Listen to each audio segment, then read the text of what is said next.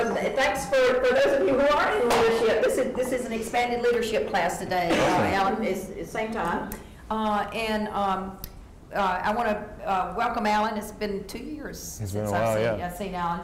And in the notion that it is a small world, it turns out that his aunt, all of your aunts, maybe your father, and everybody else, all his extended family is actually in the church that my husband is an Episcopal priest in right now. So it was quite nice to see all of Alan's family, except Alan, troop through the house and the Christmas party going. So I met Alan when he was a senior, right? Or junior? No, junior, before he became a senior. He stumbled into digital media economics like most people stumble into it because it fit his schedule, right? But no, that's not true. Anyway, well, that's true for most people, but not for Alan. Alan was already over at the business school. He was a business major, but he's the definition of a Renaissance man. So, about that. Well, yeah, it is. And Alan had many interests. He had his music at that point. He had his business. He was intent on going to Goldman Sachs and becoming an investment banker, which I never quite saw Alan as the investment banker, but that's okay. Carolina did nothing to stop him from pursuing that goal. And then you ended up in what I think is the perfect job for you, which is Google Play. You're back for the TED, right? Which is a neat thing to be back for. Which is fun. Yeah, which is fun. And so the purpose of this is just so that you can talk, they can ask you questions. And so I'm going to do introductory prerogative, okay? Awesome. Okay, and I'm going to ask you, because I know you'll be able to stall until you figure out how you want to answer this. I'm going to start the thing rolling by asking you the first question, okay? Okay. What do you know now that you wish you had known when you were graduating from Chapel Hill?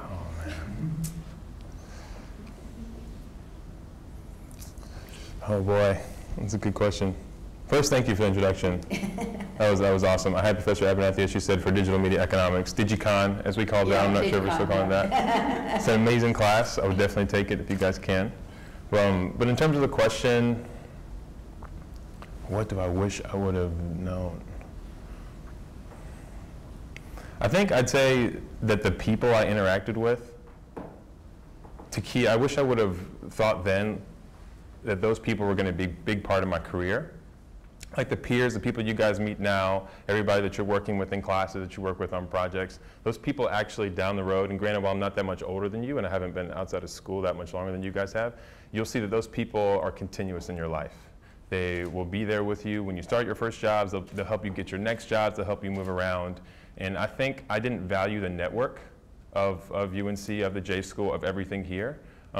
Really as much as I probably should have then.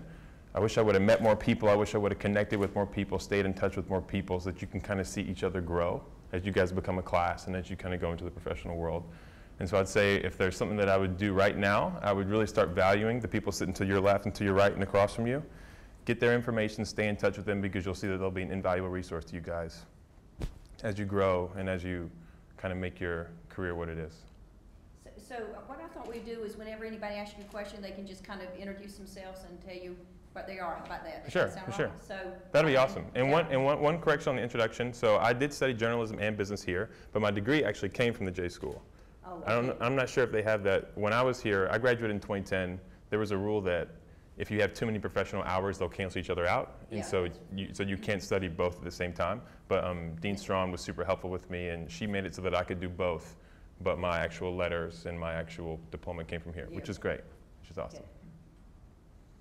I have a question. My name is Jeremy. I'm a senior, journalism school, PR sequence. Cool. And I'm just interested to see how you're able to kind of channel your creative side and your love for music and just that kind of aspect into this kind of more of a rigid profession, I guess. I guess I'm speaking more to your time at Goldman Sachs, but now, or I guess then, just how were you able to kind of cultivate that creativeness in your work, or did you find that there wasn't a nice kind of combination there for you personally?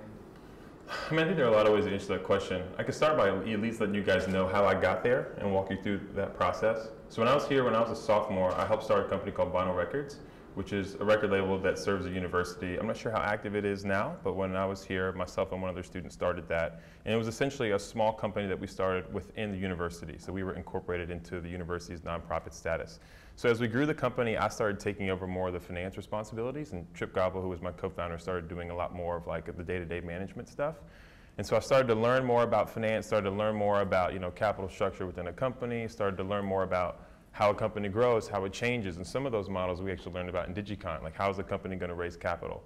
And so that became a question that we had to answer: how are we going to raise money, how are we going to grow? And that was a question that I was tasked with answering. And so as I kind of worked my way through school, through the entrepreneurship minor, through the J school, through business school courses, I realized that it's actually a pretty interesting space, this idea of companies raising money to grow or raising capital to do whatever with. And that became something that I really wanted to pry at, something I wanted to learn more about. And so I got involved with some venture capital stuff down at the business school. I worked for a private equity fund for a little bit. And I kind of got into this world of finance almost accidentally. And I really did enjoy it. And I was an intern at an investment bank at Goldman Sachs when I was a junior here, and then got an offer to return full time. And so since I had made that commitment, I wanted to fulfill it. It was an awesome opportunity. I had a scholarship from them. And so that was great. And so finance was kind of like an accidental path for me, stemming from what I was doing with entrepreneurship here. And I had always done music. I had always had a creative side to me. But at the time, it was kind of like a get a job, take a job kind of economy. Like I'm sure it still is now. I had a job offer before I started my first day of senior year. And that was amazing, and it was with a great company. And so I kind of went through the process and kept that. I got offered a record deal my senior year, which was unexpected. I actually turned it down so that I could go to Goldman. That was like the first instance where I kind of said, let me quiet down the creative, more musical, I guess, talent in me. And I think that was a mistake. I think that was the wrong thing to do. And so I kind of went through my first year as an analyst. 6 months in, I got engaged to a girl from the J school, and I got married last year, and she was on the West Coast. That was a big part of me actually leaving finance. But another big part kind of speaks to what you asked about is the creative piece. I was, it was very hardcore numbers oriented. It was hardcore due diligence, like financial strategy oriented, which was awesome. But there was another part of me that I wasn't getting to let go and wasn't getting to experience or enjoy. And I was making some music there, but it wasn't exactly what I wanted. And so the first question I had to answer from there when I was considering going to the West Coast, especially because I was in a new relationship and there was something that was missing from my job in terms of that creative side, I had to figure out, do I want to be purely a creative or do I want to be a business person?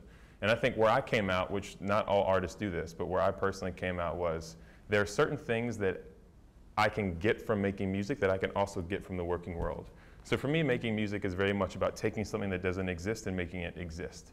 Like at the business school or in our entrepreneurship classes, we had this thing called idea to enterprise. So there's this space between like inception and execution. And that for me was what I loved about music, taking something that didn't exist and then making it exist and making it mean something to people. And so I realized then I don't have to just play music for the rest of my life to be happy doing that, because what I love most about music is that process, and that process I can actually get in a startup. I can get in several places. And for me, as I was making my move, I was looking at a bunch of startups in the Bay Area, and there were also a bunch of people that I used to work with at Goldman who had then transitioned to Google. And so they were like, hey, we know you have another side to you. We know you're interested in other things. Like, why don't you come over? Why don't you come over? We know you're moving to the West Coast. So one thing led to another. I looked at a couple roles, and there was one that was really good fit. There was an ex-banker who recruited me over for a special program that Google had, which now doesn't exist anymore. And I went through there, and you guys will learn, especially if we keep talking about it, high tech moves very, very fast. I've been at Google for 2 years. I'm on my third role there. That's just how it works. That's just how things are. And one thing led to another, and I ended up in a place that's perfect. I'm working completely with digital content. I'm working in a marketing role, so I get a chance to work with business development. I get a chance to work with finance. I get a chance to work with strategy. But it's also purely creative as well, because we're campaigning. We're thinking about really creative, really cool media-related stuff, which is ultimately what I studied here. And so I think you'll find that then what you have to do when you're organizing your passions and when you guys are prioritizing what you want to do, think about what you really enjoy from those things, because more often than not, what you enjoy from those things, you'll be able to get from other places. And that kind of helped me make sense of it. I don't know if I hope that answers your question. Mm-hmm. I'll jump back in again. So I'm kind of curious. Your father's a neat person, mm-hmm. right? There, a famous physicist professor at Princeton gave a great lecture right before he died of a brain tumor, and he was talking about the first thing that determines us in life is if we're really lucky. Mm-hmm. And he said he was lucky because he had great parents. So how has your relationship with your parents changed, college versus going out? Mm-hmm. How do you use that resource? for your father who bit my ear for at least 30 minutes to tell me how wonderful Alan was. Yeah, I mean, it's different. So I'm one of 6. There are a lot of kids in my family. I think my parents very much had to figure out how to raise kids at scale. You know, my parents are both they're both physicians. Like they weren't always around a ton when we were kids, and so they very much had to develop frameworks for raising kids. And I don't think that's a negative thing at all. I think, you know, if there are some that are more similar than others, they can really focus on those and raise those. So there are a lot of physicians and there are a lot of lawyers in my family. There are not a lot of creatives or people that are doing anything outside of medicine or working with the law. And so I think my parents were always a little bit curious as to what I was going to do and where I was going to go. I wasn't interested in going to med school. I wasn't interested in going to law school. And so they didn't really know as much how to help. Like, so my younger sister, who was pre-med, they're great with that. They can help walk her through pre-med. My older sister, who's a physician, can walk her through she can think about her career as a physician. But I didn't really have that as much. As my parents kind of had a hands-off approach with me. They were very much like, hey, we're here if you need us. You know, they didn't really know a lot of people on Wall Street. They didn't really know a lot of people in Silicon Valley. And they very much had to provide support by just being there and making sure that I had the things that I need and I had the support when I needed it. And so I think for me, it was a little bit different. They were most helpful to me by just kind of stepping back, letting me do my thing, especially when I left Wall Street. That was like a really big deal because people don't usually do that. People don't leave an analyst program like I left after having an academic scholarship from the firm like I had. People just don't do that. And so even calling my parents and telling them that, or I stayed at LSE, I did a summer abroad at London School of Economics for a summer. Like, these are things my parents had never heard of or thought about, especially my dad from rural North Carolina, my mom from Harlem, New York. They didn't really know how to advise as much, but they did step back and they were very much like, hey, do your thing and we're here for you when you need us. And so I think we still have that relationship. And so it's very much more advisory than it was do this and do that. Is it changed any since you left college or not, or is it evolving? Do you know? I think they're even more hands-off than they were before. I think they kind of trust me at this point to do my thing and make my own decisions, which is great. Which is great. And I encourage you guys to have that relationship, you know, with your parents. Like, you very much have to make your own decisions, not just because you should, but because you should really own them. Like, when you understand why you made a decision versus having to react to a decision that you made, it really changes the way you think about your next step. And it changes the way you think about your story. And that's another piece of advice. I wish someone would have helped me really realize the importance of like the story of my career. Like, when you guys are interviewing for jobs, I'm not sure what your next steps are. Maybe we can talk about that at some point. But where you came from and how you've gotten even to that interview is so, so, so incredibly important. Like, I think I've had the luxury of always being in the right place at the right time, but I think I've always had the right story for the right place at the right time, which really helps make sense. When you're going even from this major to something else, the more you can articulate what you're interested in and how that factors into whatever next step you're trying to make or wherever you are, I think that's a fantastic thing. So really focus on who you are, where you're coming from, what you're interested in, and how that's gotten you to wherever you are, whether it's a class or whether it's an interview or whether it's changing jobs. Hi, my name is Paula. I'm an information science major going into journalism. Sweet. And I mean, you've spoken a lot about how you're just a creative person and you have that drive. And I know you have music and now marketing with your job, but what are your other creative outlets? What else do you do? I mean, I think those are two huge creative outlets. I think at this point I'm in a place where I don't need too much more than that. I think my role is unique because, I sit on the Android marketing team, and specifically within Android marketing, I cover Google Play. And on Google Play, I am part of what's called our brand team. So that's our team that's focused just on our brand initiatives and just on our creative. And so that is a purely creative role. Anything messaging oriented, aesthetic, semantics that has to do with the brand, we're in charge of or responsible for. And so that's like an explosively creative role, which I think is really awesome. And then outside of work, which is kind of everything else, I have music as well. I get a chance to do awesome things like perform at, local TED Talks, which is fun. And I'm still surprised people ask me to do stuff like this. But I'm always honored by it and always humbled by it. And I'm lucky enough that I do have time to come out and play music on the side as well. And so you'll see, I'm not sure if you guys are going to the talk. The theme of the talk, or the theme, at least my portion of it, is taking what you do and applying it to something else in like a new, unique way. I think you guys know I'm like a hip hop artist, but I'm not like your traditional like radio hip hop artist. I think we're working with different things with different themes. And so what's awesome for me is that I get a chance to be creative inside work and outside of work in different ways. I'm not sure if that answers your question. I hope it does. I have something kind of related to that. My name is Catherine. I'm a senior advertising major in Cool. school. And I remember when I was a freshman, you came out with pilot season, so I guess that would have been at the end of your senior year. Wow, I can't believe How that. did you? I remember I knew one of the girls you recorded with, Star Miller, is memorializing me, and she said she was so impressed that you were devoting so much time to that while devoting time to all your obligations for your majors and stuff. So I was wondering, how did you find a way to balance those two projects? Well, that project with all the other things you had to do during that really busy time of your college career. For sure. I mean, there are two things. The first thing is you got to make sure you love what you're doing.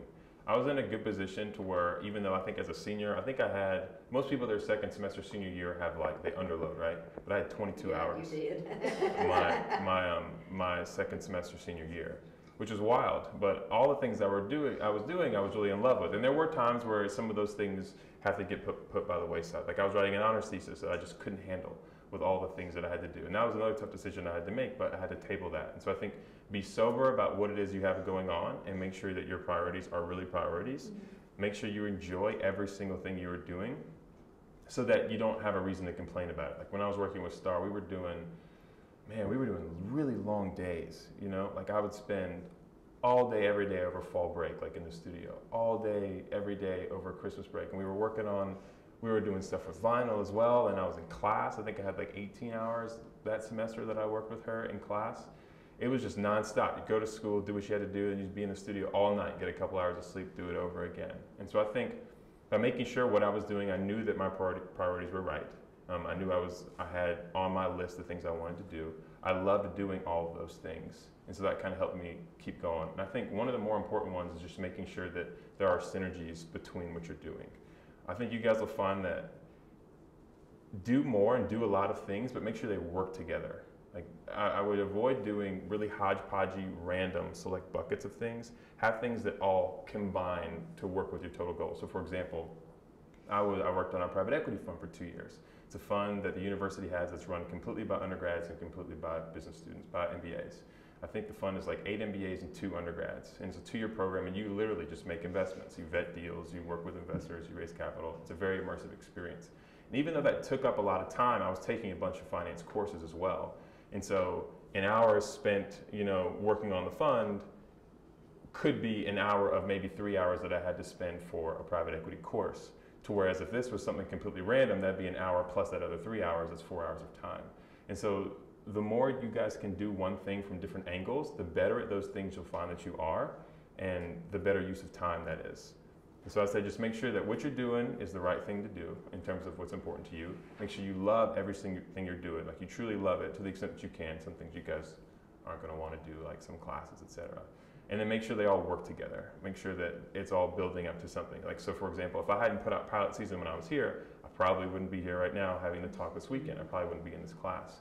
And so you guys will find that the more you can do to get yourself out there and get those things going, and the more they work together, the more doors it opens for you, and the more sense it makes. Like in hindsight, I wouldn't trade that for anything. I probably would have worked harder if I could go back. Let me just follow up on that, because I've dealt with a lot of honors thesis, and let me just say, I think it was a very mature decision you made, and I've seen that lots of times, and I think that you're making a very important leadership statement right now. It's sometimes okay to say, I can't do this, that this is more important to me. And so I've had students make the opposite, which said someone who decided they had to step down as an editor at the Daily Tar Heel because they simply couldn't get the thesis done. The thesis was more important to that person than being editor at the Daily Tar Heel. So the further up you go, the more you have to make those judgment calls on what is important and I think your framework of talking about what works together and what's really important to you is absolutely. And you guys will find that that'll help you. Those lessons you get used to now will help you in your career later. Like one thing that's really valued at Google is your ability to say no. Because we're still especially Android. Android is one of the leanest orgs at Google by far. And one of the reasons we're such a small team is because Andy Rubin, who's the SVP that runs mobile for Google, his thoughts are, or at least this is my interpretation of it, if we can keep our teams lean and there are a lot of things going on, the things we do will have to be the most important things. because we won't really have time to sweat the things that won't move the needle or won't be material. And so you guys will find that saying no is very, very, very important. And the better you can be at it now, the more you can put something like that to work down the road. So for example, even in my role now, there's so many things that pop up in an area of development that I think myself and my team is constantly working on, or what do we say no to? It's almost more important for us to say no to the right things than it is for us to say yes to the right things. And so use times like now to really work on that skill and prioritize that. And when you have to say no to something, no matter how painful it is, you have to do it. But just make sure that, going back to those other three things, it's in line with what you want to do, you still love doing those things, and that it makes sense overall for your story and where you're going, that it's not going to be time wasted. How did building the vinyl organization help you other than the tangible financial kind of thing? For sure. I mean, I think that was startup experience in a very micro sense, in the sense it was incubated, it was within a university, and so I don't think it was as wild as us all starting a company right now and dropping everything. But I think what it taught me was the importance of being athletic, an athletic business professional. I think that's something that I would really, really encourage all of you guys to focus on. I think specializing is really, really important. Specializing in one thing, getting really good at it is great, but as a junior person, especially in big companies, so I spent a little time on Wall Street and now I've been in Silicon Valley for 2 years. I think one of the ways you add a lot of value as a young person, as a young brain, or as a piece of talent in a big company is by being able to do a lot of things really, really, really well. And so Vinyl was great for us because it taught us how do you recruit people? How do you compensate people? How do you raise money? How do you organize products and services? How do you market a product? How do you build brand loyalty? Things like that are really important. So I'd say whatever you guys do in your internships and whatever jobs you go to, make sure you're putting yourself in a position where you can learn a diverse range of skills, because those things will all come in handy down the road, especially at some of the companies that I know you guys want to work for. When I started Goldman, I'm not in either of the schools. Cool. But I do a lot of entrepreneurship stuff, and I was curious, how long did it take you when you were at Goldman Sachs to realize this is not what I wanted to do, and how long of a process was it from sort of getting that initial stage and then finally making the jump? What was the last straw kind of thing? For sure. I mean, and to be clear, I don't think I ever got to the point where it was not what I wanted to do. I think to the point we were making earlier, it didn't make sense for me to continue doing that based on some of the things that I wanted to do. I love Goldman Sachs. It's a fantastic company, despite what a lot of people say. It's an incredible place, and I value every second I spent there as an intern and as a full-time employee. It just didn't make sense for what I was trying to do in the long run, which was a lot bigger than finance, to stay there. And it came back to one of those tough decisions again. It's just making great money, it's really, really prestigious. We were working on huge deals with big companies. It was a terribly hard thing to say no to and to walk away, but it just didn't make sense. And so I think it goes back to that earlier point of really being honest about what's on your plate and what you have going on, and being intentional about how much time you spend doing that if it's not the right thing. So I think for me, it came around the 6 to 9 month mark. I think I was going into finishing my first year as an analyst. And in banking, after 6 months, you start getting recruited for your second thing. This is another thing that you guys will see will jump up on you. You don't want to get to the point where you're constantly thinking about the next thing so much that you're never present, you're never doing what's happening in the meantime. So of my 2-year program, 6 months, you start getting calls from headhunters. People from hedge funds, people from private equity funds, you start getting recruited and you start interviewing literally for your job after 2 years. So people were taking jobs for when they graduated from their analyst program, which is so far away. It's kind of ridiculous to think about, but it's an industry standard. And every year that recruiting cycle creeps up a little bit more. So to answer your question, I think fortunately for me, around that 6-month call when people were literally forcing me to think about my next steps, I got to the point where I realized I love finance. This is an awesome thing, but I really think it's important as a young person to be an athletic business mind. If I overdevelop this specialty, it's going to close doors down the road. And so I think it's important for me to branch out a little bit and find something else as I'm looking for my next step. So I'd say 6 months in, but not because I was so smart or so wise to realize it. Literally, I was forced to think about what my next steps were.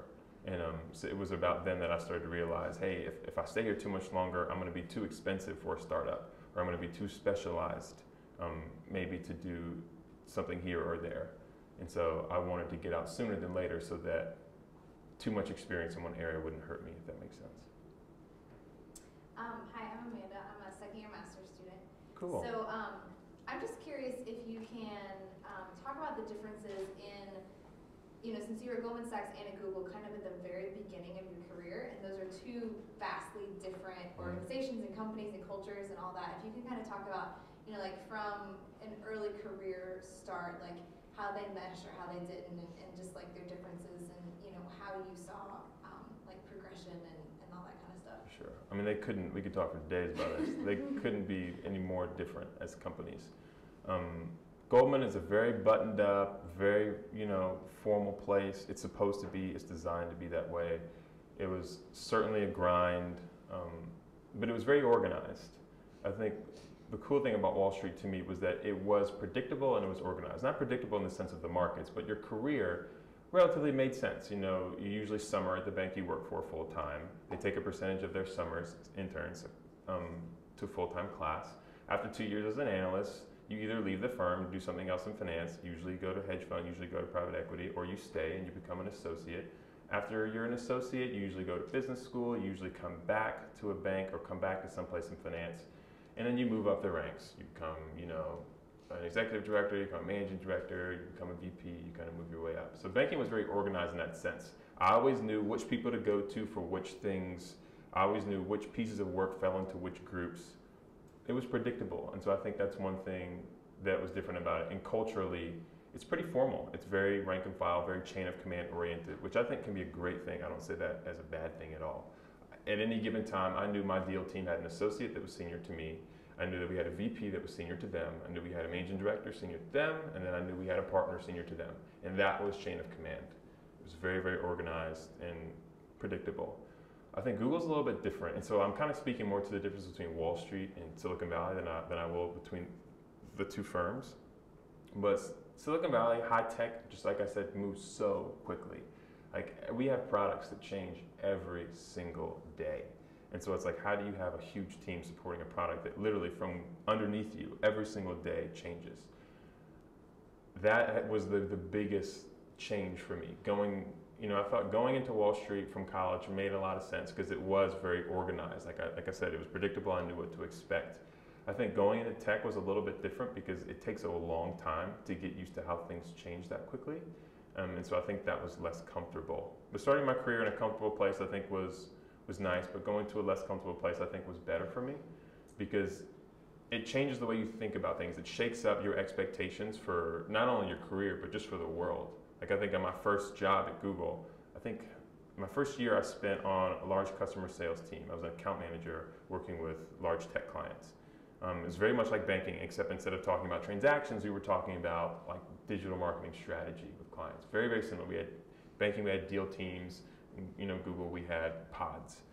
And I think 10 or 11 months in, they realized that the program that I was in was working. It was just working really well. So we wanted to reorganize our entire sales fleet globally to support the success of this one program. And so I had a meeting with one of my managers, I think I want to say like November of 2011. And we sat down just one random day, like it was a Thursday. He said, okay, cool, so we're going to reorg. He's like, I don't know who your next manager is. I don't know what your next team is. I don't know what your next office is. I don't know where your next desk is.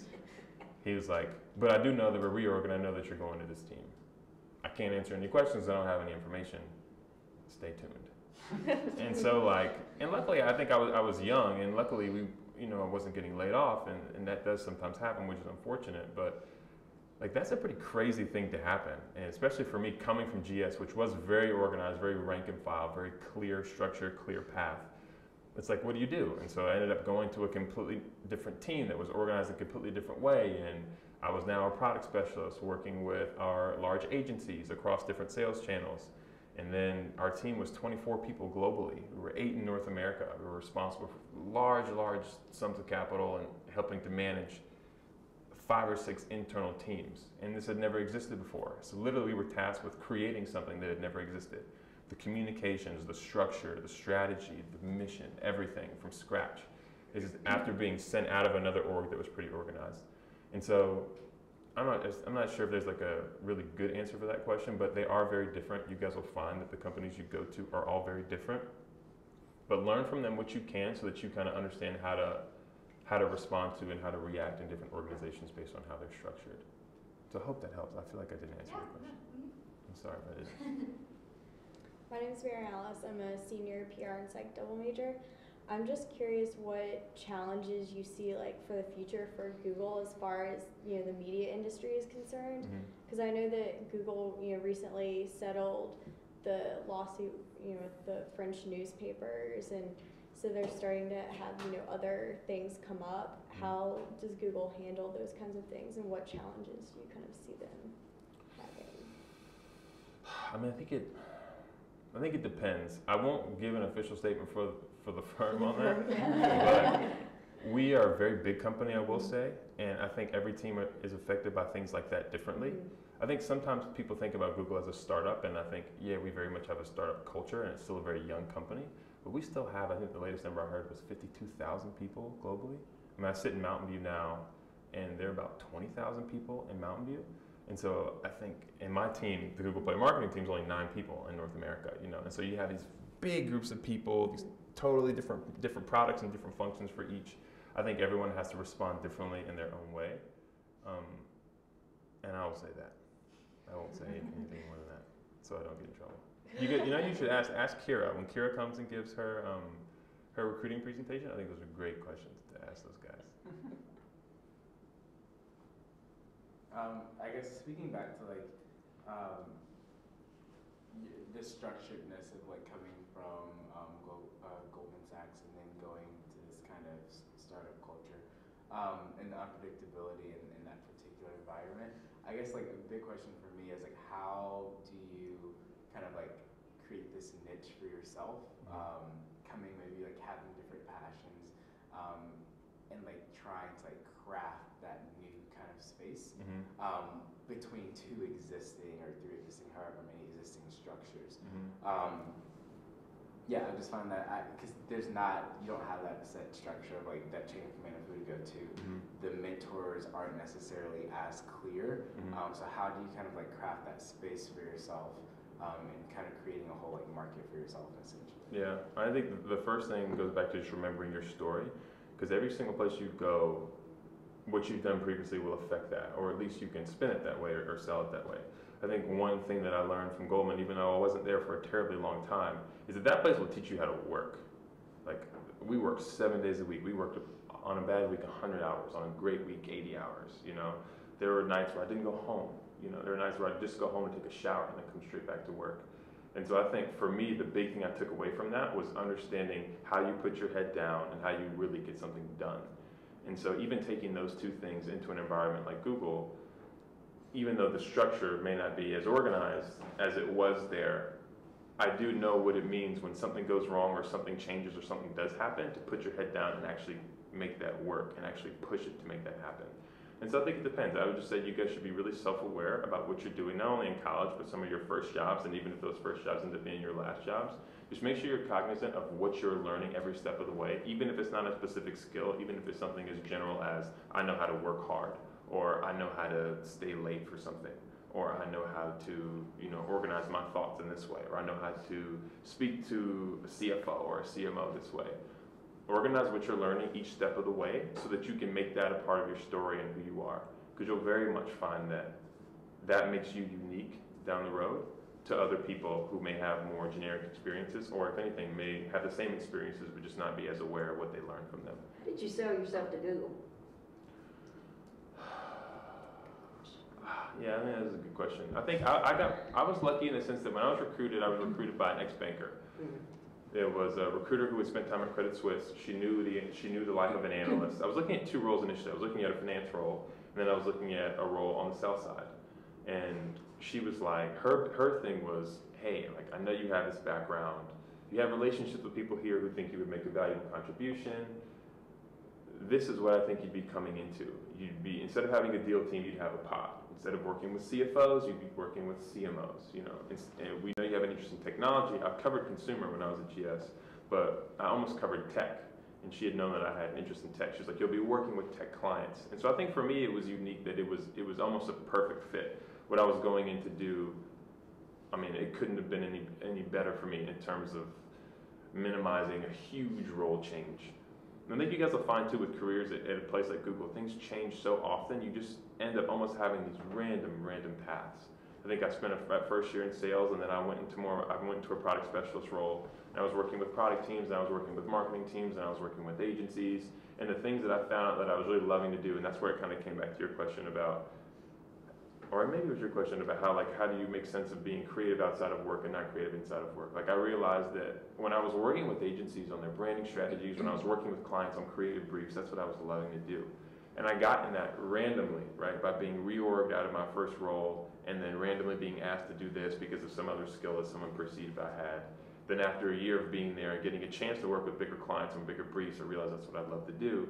Then a role opened up in Android. They needed someone with a background that was similar to mine.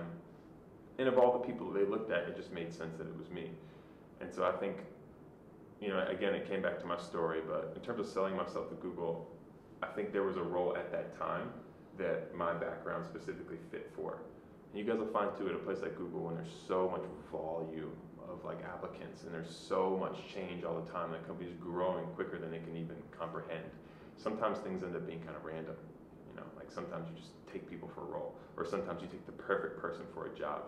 And so be open to that as well. Sometimes when you guys do get rejected from places, or sometimes when things don't work out, or it doesn't time the way you want to time it, sometimes it's not you, sometimes it's just the market not being able to handle a good applicant at that time. So I think for me, I got lucky. They needed me for what I was doing. But don't let not having that get you guys discouraged about where you want to go or where you want to be. Hey, I'm Jessica, and I'm a senior studying advertising. And just speaking from your experience, what do you think are some factors we should consider in looking for a workplace, or working for or looking for a job position? For sure. I think the first thing you guys should do is think about where you want to be in the longer term. That doesn't mean where you want to spend the rest of your career, but so for example, if you wanted to become marketing at Google, I think the first thing you want to do is figure out what the profile of a marketer at Google looks like, where they've been, where they've spent their time, what skills do they have. And so think about maybe a step or two ahead of where you are, and think to where you want to be, and figure out what those people's backgrounds are. Maybe some of them went to business school. Maybe some of them came from industry. Maybe some of them came from agencies. And so I get an idea about what the backgrounds of the people that you want to be. I think that's the first thing. I think the second thing is going to be focusing on what you're learning and how that translates into something that you would want to do, and leverage those relationships. So for example, if you're in advertising, I'm sure you have professors who are in the industry, even picking their brains about who they know, some introductions they could make, and how they think your skills could translate to something that you want to do. And so I think those are two immediate things you can do in the short term. Just check with the people around you, see what contacts they have conversations with them about where they could see you going, help them facilitate that movement, and then figure out where you want to be in the backgrounds of those people. And if you can't get there immediately, figure out what experience you need to have to get there. Does that help? Mm-hmm. Okay, cool. You guys have to let me know. I don't know if I'm answering these questions right, but I don't want to be one of those talk around the question people. So at Google, when it was a little more hodgepodge, how did you learn and maneuver the landscape of you didn't know who was above who? I think you just have to be really, really open-minded. I think you have to be really patient and have a high tolerance for change and for ambiguity. I think if there's anything you guys can learn now, navigating ambiguity, if you're going to come to tech, I think there are some industries that are way more structured, way more formal, but in tech, everything is just, we're literally creating, we're not only, you guys ever heard the expression, we're fixing the plane while it's in air? We're not even fixing the plane, we're building the plane, while it's in air. And so to even wrap your mind around that is really challenging. And so I'd say, learn now how to work really, really hard, how to deal with a lot of really rapid change, and how to navigate ambiguity and manage yourself and work autonomously. I think those are amazing, amazing skills to have, at least at a place like Google. Again, I can't speak for everyone else, but if you're going to succeed at a place like Google, you have to be able to do those things really well, or else you'll drive yourself crazy and you just won't ever make it. Where do you see yourself in 5 years, Alan? Oh man, I don't know. That's a tough question. It's tough because if I do see myself at Google, I really like where I am now. I really like some of the things that we're doing. I really feel a part of our culture, a part of our community, and I really believe in what's going on around me, which is cool.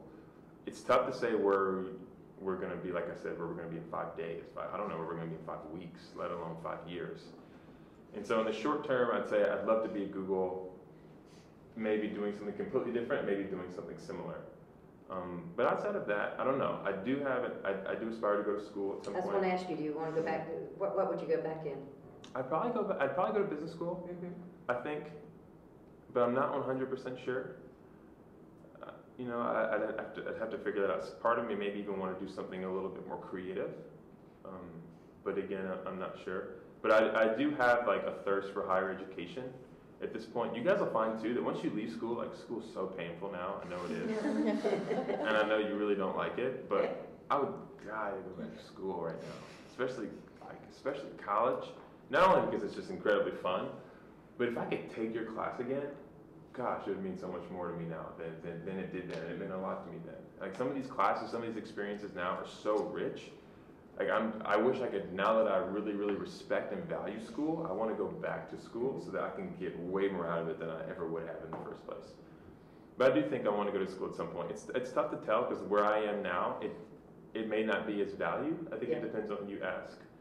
I think as we move forward, there are some people that almost think it's not a waste of time, but in that two years where you're basically taking on a lot of debt and removing yourself from the job market, you could really learn a lot, depending on where you are. Like at a place like Google, like, you know, in a month or two, you can like get experiences, you can get resources. Like, I don't know if you guys ever heard the phrase glass to break, like having a lot of responsibility. You can have a lot of glass to break at a very young age at a place like Google. And so every day spent there can, in theory, be infinitely more valuable than a day spent in a classroom, you know, learning theory or something else. And so I'm getting to a place now where it's not as expected as it was of me in my old job, and it's not as valued across the board as I think it is in a lot of companies. And so I think that changes it. The fact that there is so much change and the fact that higher education is certainly valued, but it's not seen as maybe being as important or as critical. And so we'll see. I think if I ever really want to have a big role change, if I ever really want to do something totally different, I think I'll absolutely go to school. But at this point, I want to take the next couple of years and kind of see where it takes me. Yep. Yeah. So you said you went to tech and like that was something you were interested in before going there. So was it something where there's something you wanted to do but you weren't really like completely, you didn't study it. Were you really familiar with it before you got in there and you decided, yeah, I can take this on? Or was it more like I might be able to take this on if I learned enough about it and I'll have time to? So like how familiar were you with it and then what made you take on the challenge? I mean, I think it's rare that what you study is going to really, really help you a lot. Like, I think what you guys should take from college, and I hope this doesn't like offend the professors or anything. I think what you guys should take from college is more like frameworks, like understanding how you learn something, how to take a piece of information, digest it, understand it, make it useful. I think that's what you guys should really focus on with your education, because you're not going to remember, you know, I don't remember what I learned in like astronomy. I don't remember what I learned in like some random other class that I took. The J School helps. Professional schools are great because they are more skill focused. Like for example, you're in advertising, like maybe you'll take a media buying class that will be really, really helpful. Maybe you'll take a class on the importance of account management that'll be really, really helpful. Same for the people here who are studying newsroom stuff. Like that stuff is really great.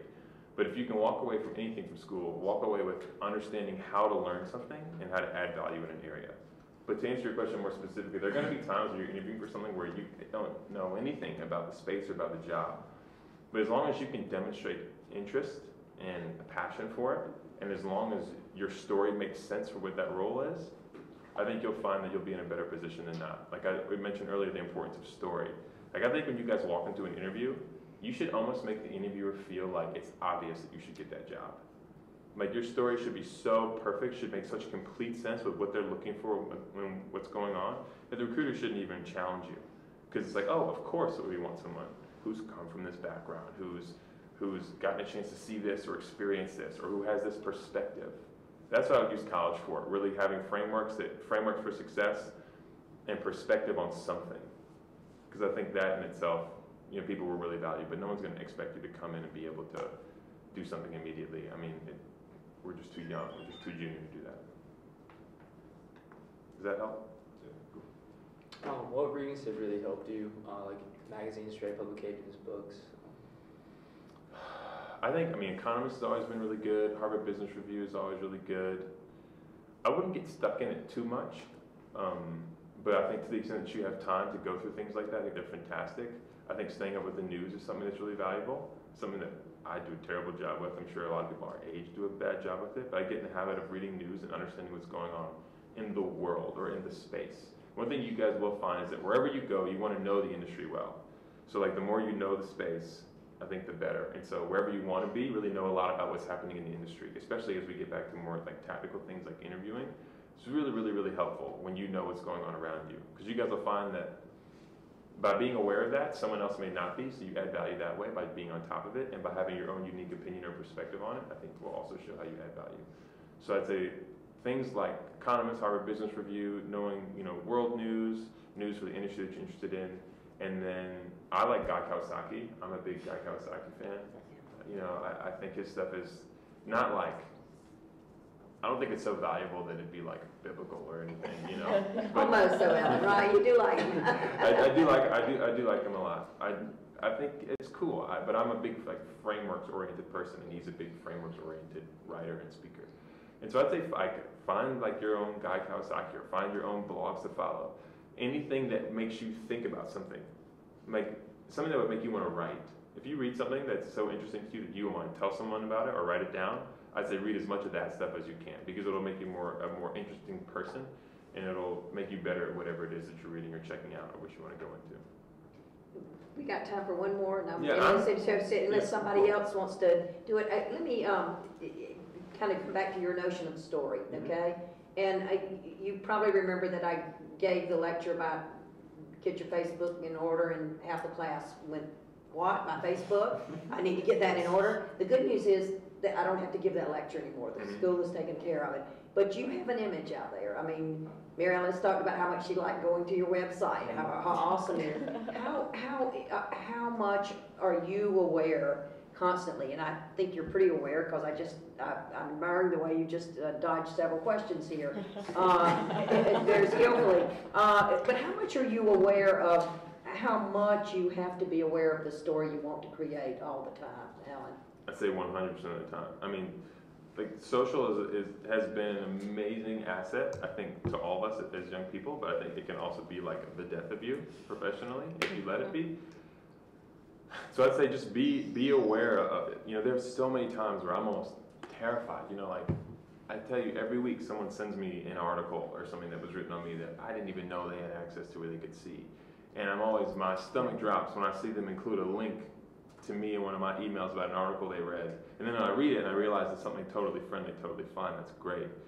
But just always be aware. Like, be aware of what you say on the record. Like, be aware of where you are. You'll notice that a lot of my music doesn't have any cursing in it. And I do that for a reason. I think you guys will find that certain things will come back to bite you, or certain things will come up. And so always be aware of what fights you get in over Twitter, what you have listed on your Facebook, or what you have listed on your LinkedIn. Like, don't be paranoid about it. I think if you read the fine print on everything, you wouldn't do anything. But find a happy medium and just make sure that you're always aware of what's this going to do for me professionally, because you'll find that, like, in a working world, people don't want that risk. Like, they just don't want the risk of bringing someone on who's going to make a mistake, or who's going to do something that's a little bit off color, especially at a place like Google or a place like Goldman, where you have reputations that are on the line. You guys may have read it. I got a bunch of heat for doing music when I was on Wall Street. And it wasn't bad. They couldn't say anything to me about it because the music wasn't bad. But one thing that Goldman is really protective of is their image. I think their biggest risk is not the market, it's their reputation. Yeah. And so they want to know that people are on board who aren't going to do something, wrong with that. Like, I talk to a lot of people every day that are way above my pay grade, in terms of the relationships that I manage, the money that I manage, the things that I do. And if someone is going to be loose with the way they behave on a social network or with the information that's out there, yeah, they can't be trusted with some of that information, and you'll find that that'll follow you around your career. And so I don't mean that as like a be scared, just be very in control, as in control as you can. I'm glad you said that, because I mean, I find this, everybody's saying, oh, isn't it so great you can just watch Rupert Murdoch Twitter away. Well, he's also 83, he owns the company, and there's always an advantage to him doing that in a way that I worry about, because I get those links all the time, mm-hmm, and it's amazing how many times you're taken out of context. Mm-hmm. Like and you need to think about the context too, because the sound bites will kill you. They absolutely will. Like there was a time where I was misquoted, I think in a New York Times article, on something that was, I think, arts related and I think Goldman related. And I remember it was such a big deal, and I didn't say anything wrong, but you can still be misquoted. So even if you're being careful, people can take you out of context, as you said, and so you always have to manage that, because you'll get a call from, I remember, because these people know things that you don't even realize they know. Like when I was in New York, I did a thing on CNBC, did like a whole 1.5 minute spot on me or something. And it was one random, I think it was a Wednesday, I got a call from PR. They were like, hey, you're gonna be on CNBC at this time, they're gonna be talking about this thing, they reached out for this information, but we declined for you. Like I had no idea they even wanted to do a story. And here I have PR and all these lawyers all over me about this one little thing. So just be careful, even when you are in control, sometimes you're not, so just be aware of that. Okay. So we've got leadership class after this, and we would love to have you come if you want to. We're doing a case study.